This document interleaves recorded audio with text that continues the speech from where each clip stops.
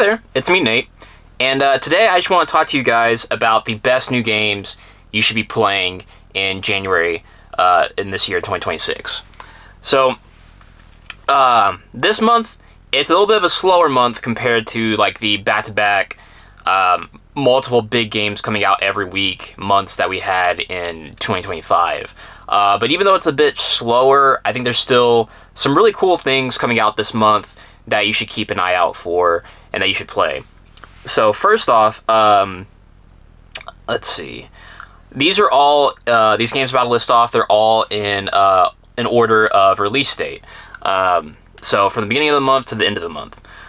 These first 2 weeks, in my opinion, they're a bit slow. There's some ports and some whatnot. But the first game that I think you should check out is coming out on, let's see, January 15th. We have The Legend of Heroes Trails Beyond the Horizon. And this is releasing on PC, Switch, Switch 2, PS4, and PS5. This is I believe the 13th, this is the 13th game in the Trails series. And I love the Trails series. They're great games, for the most part. There's definitely some duds and like some mid games up in there.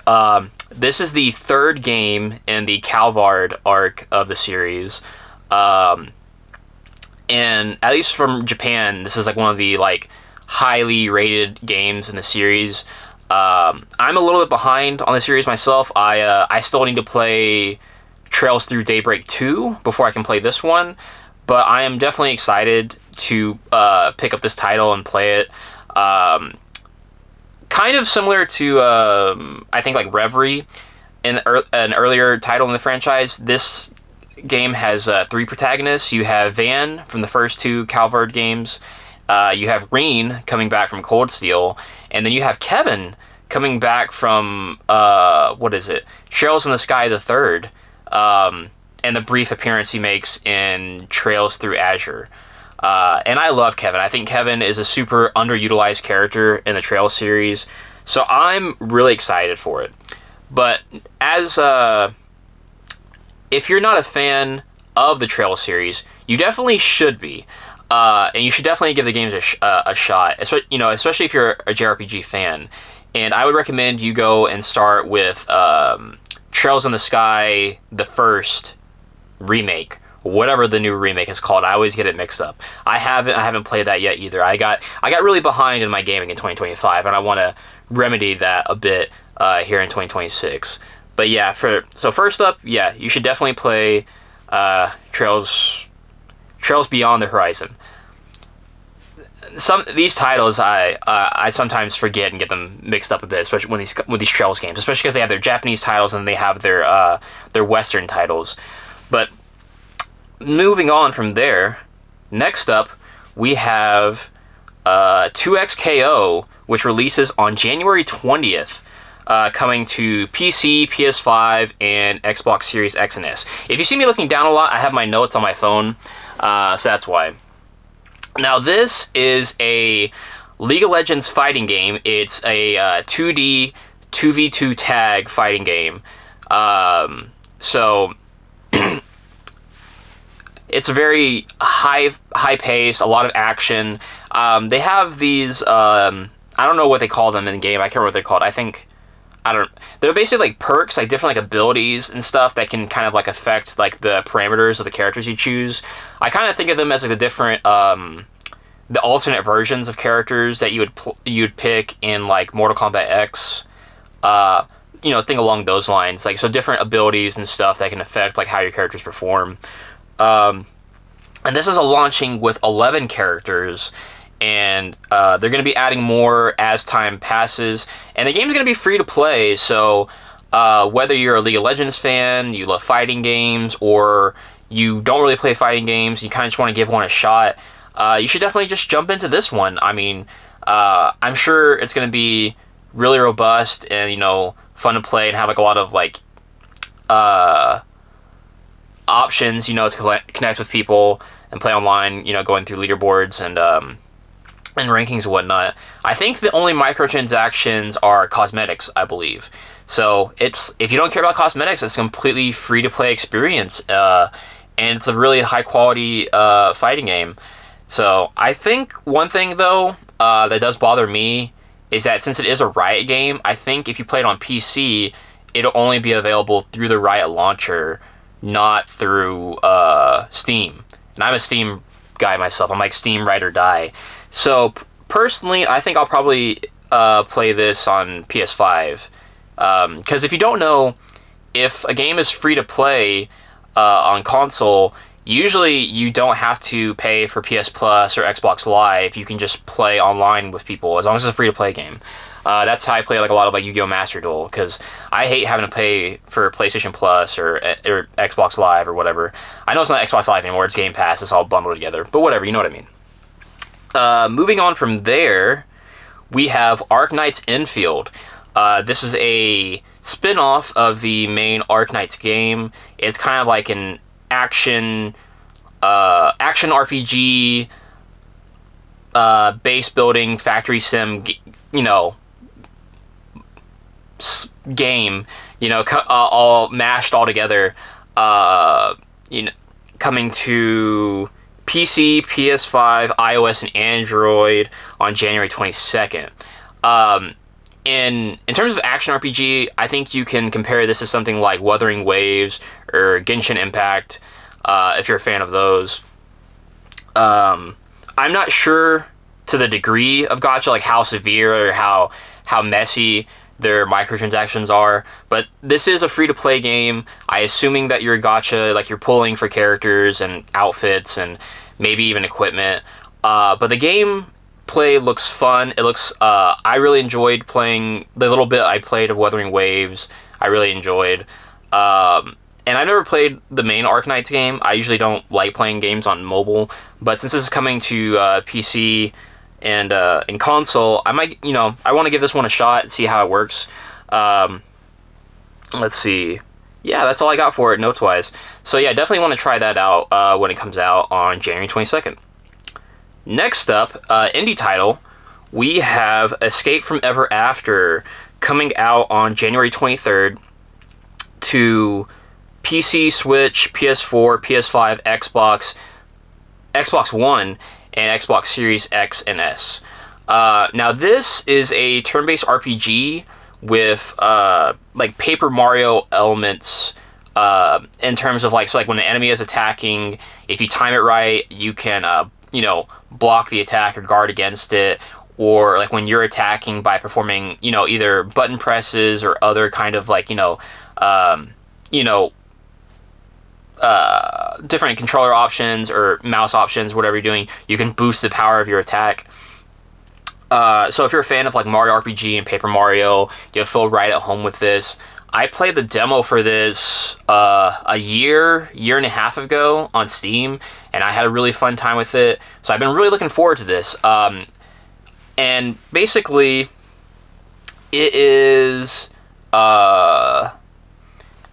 so these fairy tale characters have been kind of subjugated by this real life company that is basically forcing them to do cheap labor. And our main character, he is the hero from one of these fairy tales, so he has to kind of rise up through the ladder of this company and assemble a party and take down this company from the inside, so that way the fairy tales can go back to the way they used to be before they were, taken over by this company. And the story sounds really fun. When I played the demo, the writing was really enjoyable. The characters were really quirky and funny. So I'm really looking forward to this coming out on January 23rd. All right. Next up, this one is pretty controversial. I think it is a bit overhated though.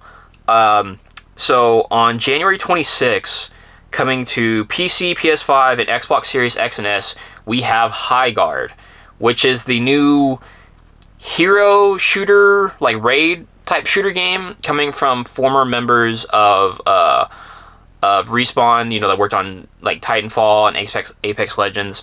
And when this premiered at the Game Awards as kind of like the one more thing game at the end, I definitely agree that it shouldn't have been like the one more thing title. But I do think that this is being a bit overhated. I actually thought it looked like the gameplay looked pretty solid. Like, I think it might be free to, be fun to play. And the game is free, and it's coming out, really soon. Like I said, January 26th. So I'm the type of person I try not to hate or, look down on things until I've actually played or tried them for myself. And then once I have played or tried for myself, if I think they're not good, I'll crap on it all day.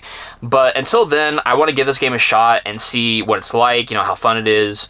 So like I said, I don't think it looks that bad. I think you should, be open-minded and give Highguard a shot when it comes out on January 26th. Next up, I think we only have 3 left. So we have Dark Auction, which comes out on January 29th, coming to PC, Switch, and PS5. And this is a, visual novel, murder, mystery, puzzle-ish, adventure game. So, if you're a fan of things like Danganronpa or the Zero Escape games or, games of that nature, maybe even a little bit of Ace Attorney, I think you might find something that, could pique your interest. You might want to try it out here. There is a demo for this on Steam, and I'll give you a little brief synopsis of what the story is about. So, in 1981, in Europe, Noah, our main character, sets off for a castle that his father was invited to and has now since gone missing. When he arrives there, he becomes embroiled in this dark auction and is forced to participate. And that's just a little, synopsis that I wrote up after looking through the details and seeing some of the story, information. And it sounded really cool. Unlike a lot of these visual novels, there is elements where you actually are in third-person view, kind of walking around the castle. So I think that is interesting, and so I want to give this game a shot. Normally I would have played the demo on Steam, but I just got busy last year and didn't have the time to, and it's coming out soon, so I'm just gonna go into the game fully whenever I get around to it. But yeah, I'm definitely looking forward to the Dark Auction releasing on what was that? January 29th. I may have said 26th, but I meant January 29th. It comes out on January 29th. All right, now this one. Stop if you've heard me before. This is a indie Metroidvania. And not like we don't have, too many of those nowadays, but this one looks interesting. So this is The Perfect Pencil, coming out on January 29th to PC and Switch. And this, it reminds me of, what if, Undertale or Earthbound or a quirky game like that has these strange, funny, interesting characters, but also this dark core behind it was a Metroidvania. I played the demo for this on Steam. I thought it was pretty solid. Definitely thought it could use a little bit of work when it came to combat and stuff like that, but definitely room to be really something cool and interesting. So I'm really looking forward to this coming out at the end of the month on January 29th. I really like Metroidvanias. A lot of them can be hit or miss, but whenever you hit that really good one, it really, really hits. So definitely looking forward to that. And then I think, yes, this is the last one.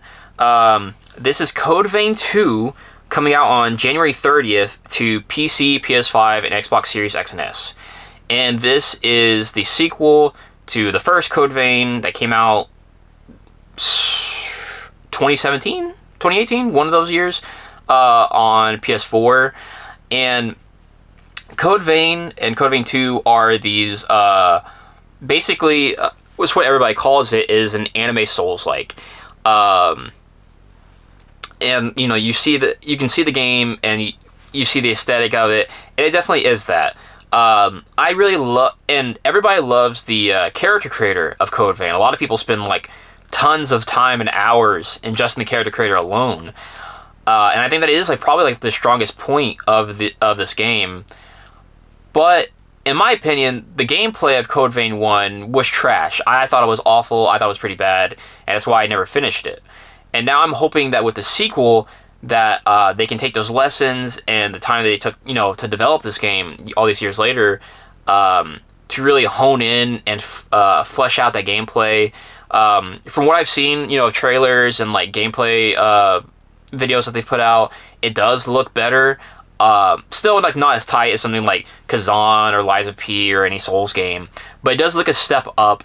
So I hope it's at least decent this time around, and I'm really looking forward to that. I think they're also planning on doing DLC post-launch, like expansion-wise. So I may wait on it a bit, towards like later in the year, whenever I get around to it. But yeah, I'm definitely willing to give, Code Vein another shot. And they just recently announced, I think on January 17th, I believe. I don't have this information top of mind, but they are putting out a character creator demo. So you can make your character in this demo before the game comes out, and then you can just import your character over to the full game when it comes out on January 30th. So that's really cool. I really love when games, put out demos of any kind.